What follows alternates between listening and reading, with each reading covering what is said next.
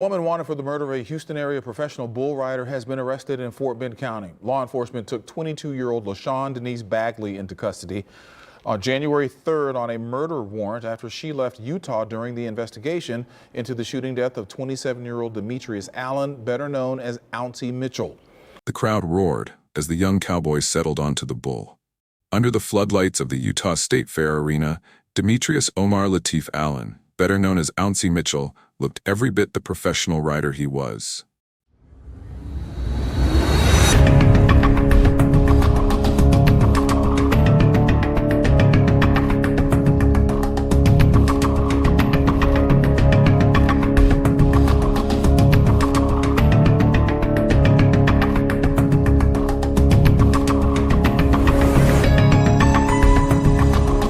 The gate flung open, and in those brief seconds of chaos and control, he showed what made him special: grit, determination, and the unshakable will to stay on, no matter how fierce the ride.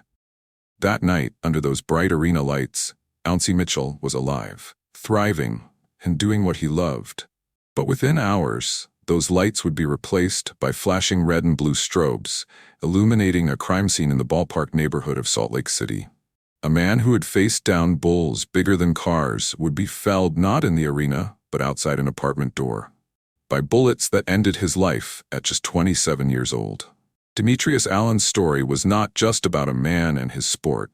It was about a father, a son, a cousin, a competitor, and a man whose legacy would come to rest at the uneasy intersection of law, love, and loss. To understand the magnitude of what was lost that September morning, we must begin with who he was.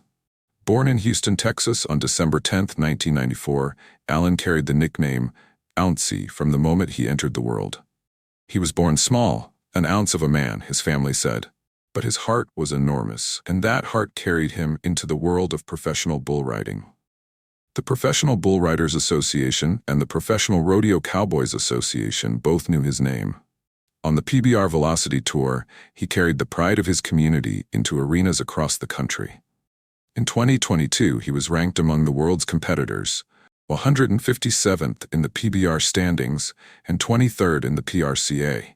To outsiders, those numbers might sound like statistics, but to those inside the sport, they meant recognition. Ouncie wasn't just a rider. He was a contender. Family meant everything to him. He had a 4-year-old daughter, a little girl who adored her father. Her mother, Nightshee Haywood, would later say through tears, she loved her daddy. Having to break that news to her was a huge distraught. His cousin, fellow bull rider Ezekiel Mitchell, called him the kind of man who would give the shirt off his back to anybody. PBR Commissioner Sean Gleason remembered how the boy who once seemed too small for the world had grown into an athlete with a heart bigger than the arena.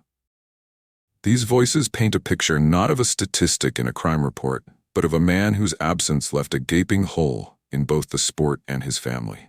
If you believe stories like Ouncie's deserve to be told fully, with heart and truth, make sure you subscribe, so his voice is never forgotten. The night of September 11, 2022, into the early hours of the 12th, unfolded like the first act of a tragedy. Allen had come to Utah for the State Fair Rodeo. He was staying with a woman named LaShawn Denise Bagley, 21 years old. That evening, the two attended a bar together. At some point during the night, an argument erupted between them. What began inside the bar spilled outward, and eventually, Allen made his way to Bagley's apartment, near 900 South and 200 West, to collect his belongings. Just after midnight, at 12:04 a.m., Salt Lake City police received a 911 call. Shots had been fired at the apartment complex. When officers arrived, they found Allen outside, suffering from at least one gunshot wound. Paramedics rushed him to the hospital, but the wounds proved fatal. He died hours after he had last heard the cheers of a rodeo crowd. The investigation moved quickly. Court documents would later confirm the initial sequence of events. Bagley, from inside her apartment, fired multiple shots through her glass door. Several bullets exited the residence. One struck Allen in the torso. Witnesses told police that Allen had been at the apartment to pick up his things. Officers found no signs of forced entry. The image painted by the affidavit was of a man standing outside, trying to retrieve his property, and a woman firing from inside through glass into the night. Salt Lake police arrested Bagley on suspicion of murder and felony discharge of a firearm. In the early hours of reporting, law enforcement framed it as a domestic dispute turned deadly.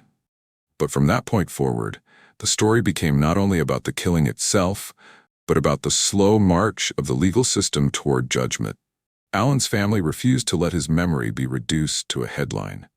His grandmother, Mama Minty, said, "This year was Christmas, but it didn't seem like it was Christmas without Ouncie." His aunt, Camila, admitted, "We were prepared for the arena, but for him to be taken from us by a gunshot, that was something we couldn't imagine." And crucially, the family made clear their position that Bagley was not his girlfriend, pushing back against early descriptions in the press. Their grief carried not only sadness, but also a demand for accuracy, for respect for their loved one's truth. Bagley's journey through the justice system took her across state lines. On January 3, 2023, she was arrested in Fort Bend County, Texas, and held on a murder charge. For months, the case wound its way toward a courtroom in Salt Lake County. Then, on January 3, 2024, exactly 1 year after her Texas arrest, the matter came before a judge for what is known in Utah law as a justification hearing. In that courtroom, the question was stark. Was the shooting legally justified under Utah's 2021 self-defense statute, Section 76-2309? Prosecutors presented their evidence: the 911 call, affidavits, witness accounts. They argued Alan had been attempting to enter, perhaps even trying to force his way in. Bagley's defense maintained she believed herself in danger and acted in self-defense inside her own home. The state bore the burden of proof, required to show by clear and convincing evidence that the shooting was not justified. And the judge, after hearing the evidence, ruled the state had not met that burden. With that, the case was dismissed with prejudice, meaning it could not be refiled. Bagley walked free, her actions legally justified in the eyes of the court. If you believe understanding the law is just as important as understanding the emotion, make sure to like and share this story, because clarity matters. To understand why, we need to pause and explain the law itself. Utah's 2021 revision to its self-defense law eliminated the duty to retreat if a person is in a place they are legally entitled to be. The law allows a person to use force, including deadly force, if they reasonably believe it is necessary to prevent death or serious injury. In practice, this means that if someone inside their own home perceives a threat, the law gives them broad authority to respond with deadly force. The justification hearing is designed to test whether the state can prove otherwise. If the state fails, as it did here, the charges are dismissed before trial. In plain English, Bagley said she feared for her safety inside her apartment. Prosecutors could not prove she acted unlawfully. The court dismissed the case. For the Allen family, the law's ruling brought little solace. Legal justification does not erase personal devastation. For a 4-year-old girl, the law does not fill the empty chair at the table or the missing voice at bedtime. For his cousin Ezekiel, there is no verdict that restores the bond of brotherhood. For the rodeo community, no court ruling can replay the rides Ouncie never got to finish. Tributes poured in from PBR and PRCA. Fellow riders honored him in competition. Benefit events and auctions raised money to support his daughter. And yet, each holiday, each rodeo season, his family felt the absence anew. If Ouncie's legacy as a father and athlete touches you, share this video so his daughter knows the world remembers him.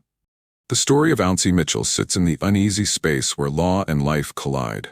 On one side, the letter of Utah law, a woman inside her home, legally justified in the eyes of the court. On the other side, a family, a community, and a sport mourning a young man who should have had decades left to ride, to live, to love. The tension between heartbreak and fairness, between the legal record and lived memory, defines this case. So we return finally to those arena lights, to the sound of the crowd as a young man, born small but growing into greatness, mounted the bull with determination in his eyes. He had no way of knowing that night would be his last. But the roar of the crowd, the pride of his daughter, the words of his family, they endure. His story is not erased by a court ruling. His name echoes in empty arenas, in the memory of his daughter, in the hearts of those who ride on in his place. Ouncie Mitchell's life reminds us that truth matters, that love persists, and that every story deserves to be told fully. His ride may have ended, but his legacy continues. Through family, through sport, through memory, and through the voices that refuse to let him be forgotten.